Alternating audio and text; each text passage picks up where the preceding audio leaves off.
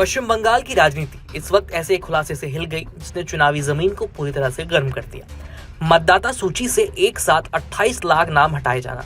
SIR यानी systematic information revision की digital verification ने ऐसा डेटा बाहर निकाला कि चुनाव आयोग खुद हैरान रह गया। रिपोर्ट में सामने आया कि कई जगह एक व्यक्ति कई लोगों का बाप है, कहीं एक ही व्यक्ति अलग अलग इलाकों का वोटर है, कहीं दशकों पहले मर चुके लोग अब भी लिस्ट में शामिल हैं और हजारों ऐसे नाम जो पते पर मिले ही नहीं। मतलब सूची में डुप्लीकेट, गोस्ट वोटर और फैंटम एंट्रीज का खतरा वर्षों से मौजूद था। चुनाव आयोग ने इसे वोटर लिस्ट की सफाई अभियान बताया है, लेकिन राजनीति में इससे भूचाल आ गया है। बंगाल में सत्ताधारी पार्टी का आरोप है कि जिन इलाकों में एक खास पार्टी का वोट बैंक मजबूत है, वहां से सबसे ज्यादा नाम हटाए गए। उनका दावा है कि ये सिर्फ सफाई नहीं बल्कि चुनाव से ठीक पहले की रणनीति है। उधर बंगाल बीजेपी का कहना है कि फर्जी वोटर हट रहे हैं, असली को डरने की जरूरत नहीं है।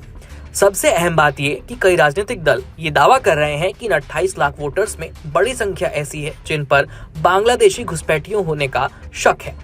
यही वजह है कि ये पूरा मामला प्रशासनिक कार्रवाई से आगे बढ़कर एक संवेदनशील राजनीतिक और सामाजिक मुद्दा बन गया है।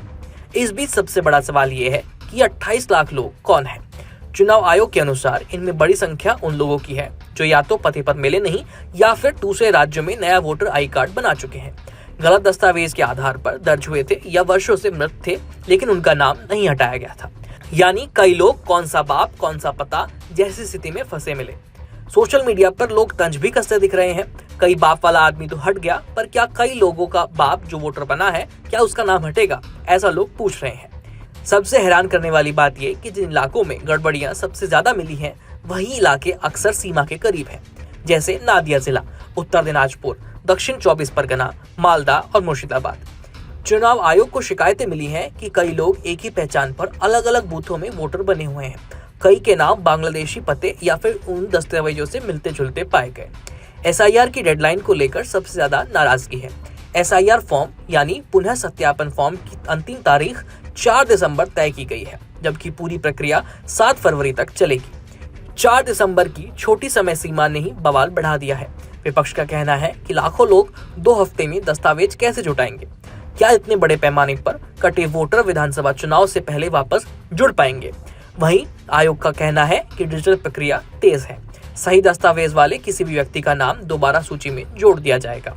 इसी बीच बंगाल की सड़कों से लेकर डिजिटल डिबेट तक माहौल गर्म है। राजनीतिक पार्टियां अब घर घर अभियान चलाकर लोगों को फॉर्म भरने के लिए कह रही हैं। ये मुद्दा बंगाल की राजनीति में नया तूफान बन चुका है, क्योंकि 28 लाख वोट का मतलब सीधे सीधे चुनावी परिणाम में भारी बदलाव है।